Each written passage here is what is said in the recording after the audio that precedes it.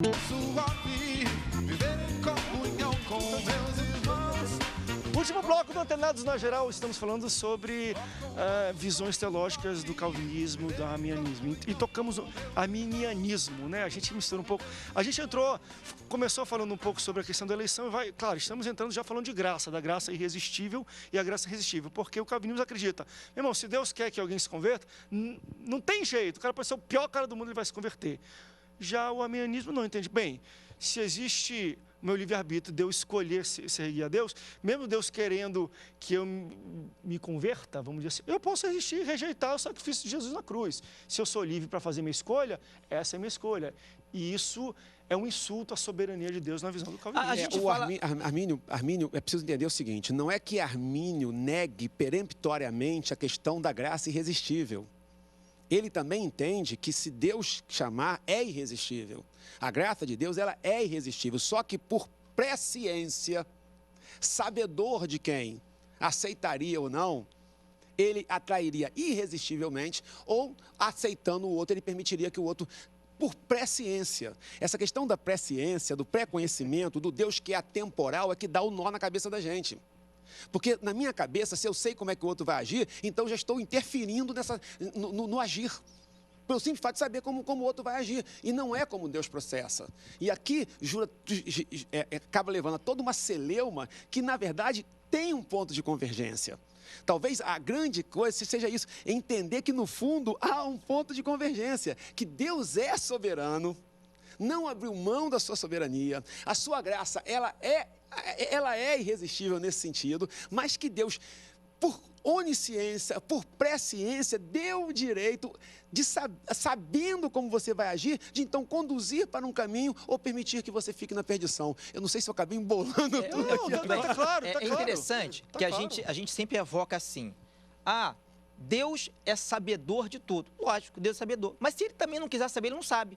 Certa feita, ele falou assim, dos teus pecados não me lembrarei mais. Mas não é isso, meu pastor.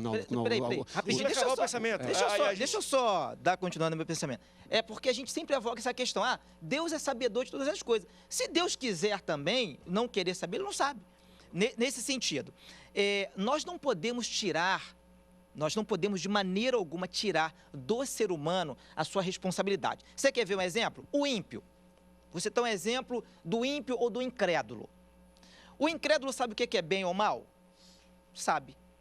O ímpio sabe o que é bom ou ruim? Ele sabe o que é bom ou ruim. Ele tem ciência disso. Ainda que ele esteja dominado ou tomado pelo pecado, ele tem ciência do que é bom ou ruim, do que é mal do que é mal ou bem, e vai por aí fora. Ele tem ciência disso. Quando essa pessoa, ela é impactada pela palavra, quando ela recebe a palavra, não tem desculpa. Paulo diz em Romanos que o homem é inexcusável, quer dizer, não há desculpa para o ser humano. Mesmo o ser humano estando debaixo da lei do pecado, não tem desculpa. Por quê? Porque o projeto de Deus, que é Cristo, veio em resgate da humanidade. O projeto de Deus é Cristo. Cristo está sendo proclamado, Cristo está sendo pregado. Caberá ao homem que ouve a palavra de Deus permitir que essa palavra encontre guarida em seu coração, para que possa provocar o maior milagre na vida de um homem de fé, que é a regeneração, que é a salvação em Cristo Jesus. Deixa eu caminhar. Eu acho que nós falamos bastante um pouco sobre a graça, a irresistível, o resistível e o modo qual foi colocado. Eu acho que agora, deixa eu tocar talvez no último ponto desses 5 pontos, que para mim, dentro da igreja, é o que mais vai dar debate. E a gente já fez programas sobre isso, que é a perseverança dos santos, ou seja, você perde ou não perde uma salvação. Você é crente, aceita Jesus, você pode se desviar, e aí você, naquele período, se você morresse, se Jesus voltasse, você seria salvo. Mas aí tu desviou. Então, nesse período, tu está desviado, tu longe, está recusando Deus, você não seria salvo, você consegue perder a salvação. Claro que, dentro da lógica dos dois sistemas, é óbvio que um vai... Bem, se o homem não tem a opção nem de escolher se ele é salvo, quanto menos a opção de escolher se ele deixa de ser salvo. Então, já bem assim. Na menina também, se o homem tem a opção, aí sim, pode optar ser salvo, ele pode optar não rejeitar, durante a caminhada. Agora eu vou falar, e isso eu talvez nunca tenha falado isso aqui na televisão. Esse, para mim, seja um dos maiores curiosidades e o que mais dá comichão em pensamento meu. Realmente eu penso sobre isso. Se a graça de Deus é tão irresistível, embora tudo, se um cara ele tem uma experiência com Deus, ele ama Deus, é um negócio bom, como é que ele consegue ter uma experiência real com Deus e mesmo assim rejeitar essa experiência? Embora eu acredito que ele possa, eu tenho muita dificuldade ainda em entender como é que ele consegue processar tudo isso. E eu queria ouvir, deixa eu falar um pouco sobre o pastor Alexandre, que vai falar aqui, André. Não teve nem a opção de escolher, vai a opção de perder, porque eu entendo que é tão bom, gente, que como é que o cara vai rejeitar isso depois de um tempo? E claro, para o calvinista, se o cara um dia rejeitou, eles vão falar o seguinte: ele nunca teve uma real experiência com Deus, o que eu também acho uma fatalidade. Porém, pastor, qual a sua rápida visão sobre isso? Que a gente tem 5 minutos para terminar o programa. Em primeiro lugar, eu estou defendendo algumas ideias aqui, mas eu não sou calvinista. Também não sou arminianismo. Agora, eu tenho alguma simpatia com a ideia de um e de outro em alguns pontos. Como eu falei no início, existe às vezes a convivência dos três pontos de um. Eu entendo que o crente, aquele que teve uma experiência real de salvação com Jesus Cristo, eu não tenho como mensurar quem é e quem não é, só Deus e a pessoa que é objeto dessa experiência, aquele que um dia se converteu, passou pelo processo da regeneração, do novo nascimento, da mudança da mente, que é provocada pela ação do Espírito Santo de Deus, esse nunca, jamais perderá a sua salvação. Eita Deus. Porque a salvação, ela é um ato da benevolência e da graça de Deus. E quando eu condiciono a minha salvação a um ato que eu faço ou deixo de fazer, eu estou dizendo que a salvação não é pela graça de Deus, mas é pelos meus méritos, por aquilo que eu faço ou deixo de fazer. Mas, André, isso fica muito vago. As pessoas pensam que quando a gente fala isso, está dizendo que a gente pode viver uma vida desregrada, libertina, e não é isso que está sendo dito. Aquele que teve uma experiência de salvação com Cristo, que jamais perde a salvação, a vontade dele a partir de agora é somente agradar aquele que o salvou. A sua vida, ela agora passa a ser uma vida plenamente entregue e devotada para Deus. E não tem como a gente entender esse assunto, esse tema, sem a doutrina do Espírito Santo. A gente precisava de mais um tempo para falar sobre isso. Mais umas 3 horas. Mas só tem 3 minutos, aí fica difícil. Temos 1 minuto e meio para poder expor sua ideia sobre essa situação e depois o pastor Marcos André. Eu queria assim, eu acho lindo a colocação do pastor Alexandre. Não, é que eu falo. Acho belíssima. Só que tem, assim, um ponto que para mim dá um nó. Qual seja? Se eu tenho opção para aceitar, eu deixo de ter a opção depois de ter aceitado?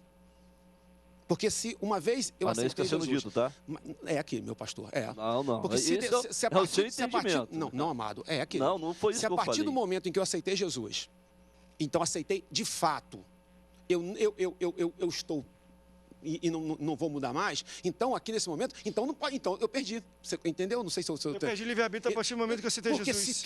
É um fato. A gente pode, que na hora que formula o conceito teológico, diz assim, agora está de Jesus, agora quem manda é ele, não é tu mais. E aí deu um probleminha, porque você misturou exatamente a visão calvinista com a visão arminianista. Você fez uma conjunção. E aí aquele que perseverar até o fim será salvo. Então, assim, eu fiquei com uma questão aqui, veja como a coisa é complexa e agradável e boa de se discutir. Na verdade, eu vou fazer assim, eu posso fazer uma série de 5 programas falando sobre cada ponto. Dá uma semana, eu vou fazer isso um pouco sobre isso, uma semana falando um pouco sobre isso. Pastor Marcos, só para a gente fechar um pouco sobre isso. Existem coisas no Novo Testamento que acontecem uma vez só. A volta de Cristo é uma vez só. A salvação é uma vez só. Uma pessoa que foi alcançada por Cristo, foi regenerada, recebeu um novo nascimento e, pela graça de Deus, recebeu o dom, o galardão da salvação, essa pessoa não perde a salvação. Não, ela não perde a salvação. Mas eu acredito que a opção foi dele de se voltar a Deus. E, claro, com a ação de Deus. Mas ele não tem... Não, de maneira alguma. Por exemplo, o meu nome foi escrito no livro da vida. Aí daqui a pouco falou, não quero mais, o meu nome vai ser apagado. De maneira alguma, foi escrito uma vez só para todo sempre. Mas talvez na presença de Deus nem esceveu. Falou, deixa aí para ver Não, mas já escreveu. Não, o meu Por já. isso que eu falei o seguinte, André, o meu também. Não dá para a gente falar sobre isso eu gostaria. sem a doutrina do Espírito Santo. Aí eu creio na graça irresistível, nesse sentido. Você vê como a gente faz uma mistura? Uma pessoa que experimenta a conversão, uma pessoa que agora é copartícipe da família de Deus, meu amigo. Não tem jeito, é aquilo que eu estava falando. Eu sou arminianista aqui, mas aqui eu tenho que ser calvinista. Exatamente. Mas o interessante é o seguinte, às vezes pode conviver um com o outro. Eu vou fazer o seguinte, e os pastores vão participar em algum momento. Eu vou fazer uma série aqui de uma semana. São os 5 pontos principais, é segunda, terça, quarta, quinta e sexta-feira. Cada dia falando só sobre um assunto para a gente tirar o suco desse negócio aqui. Claro, nunca debatendo, sempre expondo, eu acho que foi muito bom. Eu aprendi muita coisa que talvez eu não sabia da mistura das coisas. Eu espero que também você tenha aprendido e gostado. Vou marcar isso e vou falar para você e vamos divulgar quando vamos fazer uma série sobre esse debate histórico. Obrigado, pastores, pela presença de vocês hoje aqui. Obrigado a você. É muita coisa para pouco Eu tempo. quero deixar por ouvinte, porque Deus amou o mundo de tal maneira que deu seu Filho unigênito para que aquele que nele crê, são todos, aquele que nele crê, não pereça, mas tenha vida eterna. João 3,16. Fique com Deus, até o próximo Antenados na Geral. Tchau, tchau.